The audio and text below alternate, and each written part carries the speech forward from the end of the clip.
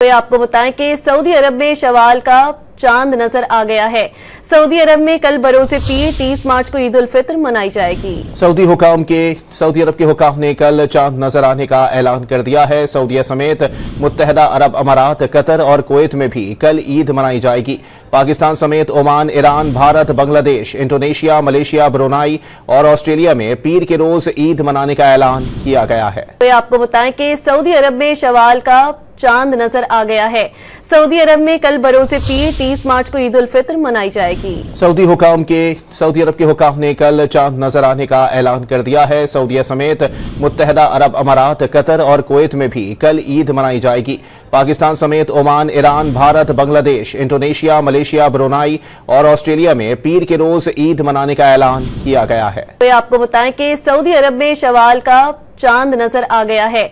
Saudi अरब में कल बरोसे पीर 30 मार्च को ईद उल फित्र मनाई जाएगी। सऊदी अरब के हुकाम ने कल चांद नजर आने का ऐलान कर दिया है। सऊदीया समेत मुत्तहदा अरब अमारात, कतर और कुवैत में भी कल ईद मनाई जाएगी।